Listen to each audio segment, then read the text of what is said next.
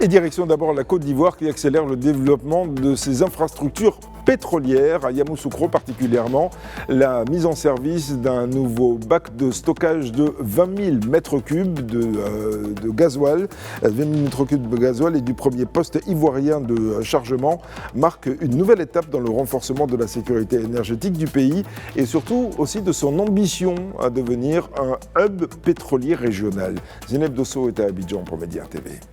Ici, la Côte d'Ivoire poursuit le renforcement de ses infrastructures pétrolières à Yamoussoukro. Un nouveau bac de stockage de 20 000 mètres cubes de gasoil et le tout premier poste ivoirien de chargement à la source de la Gestossi ont été inaugurés. Grâce à ces nouvelles infrastructures, la capacité de stockage du dépôt atteint désormais 100 700 mètres cubes. Cette modernisation permettra de réduire le temps de chargement des camions-citernes de 45 à 15 minutes, soit une amélioration de l'approvisionnement en carburant.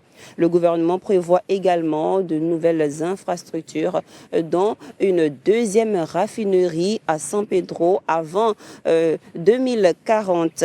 L'objectif est de faire de la Côte d'Ivoire un hub énergétique régional et un exportateur net des produits pétroliers dès 2030. Zeynab Dosso pour Média TV, Abidjan, Côte d'Ivoire.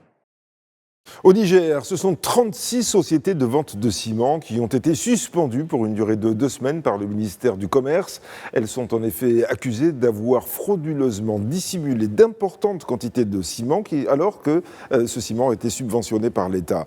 Jean-Djibril William est à Niamey pour Média TV. Au total, 36 opérateurs économiques sont concernés par cette suspension qui leur interdit durant 15 jours de commercialiser du ciment sur toute l'étendue du territoire national. Une mesure émise par le ministère du Commerce et qui concerne également la circulation des camions que possèdent les grossistes incriminés. Les contrevenants sont notamment accusés d'avoir dissimulé des stocks allant de 110 à plus de 3000 tonnes pour certains du ciment communément appelé 32,5. Une variété dont la vente est encadrée par l'État du Niger et dont le prix de la tonne a été plafonné à 60 000 francs CFA, soit une baisse de 35% dans le cadre d'une opération spéciale de vente à prix réduit. Côté population, ces premières sanctions ont été favorablement accueillies, notamment par les associations de consommateurs qui déplorent malgré tout leur faiblesse au regard des actes. Néanmoins, en plus de la confiscation des stocks saisis, les opérateurs incriminés s'exposent également à des poursuites judiciaires, conformément à la loi 2019 portant organisation de la concurrence au Niger. À Niamey, Jean-Djibril William pour Média TV.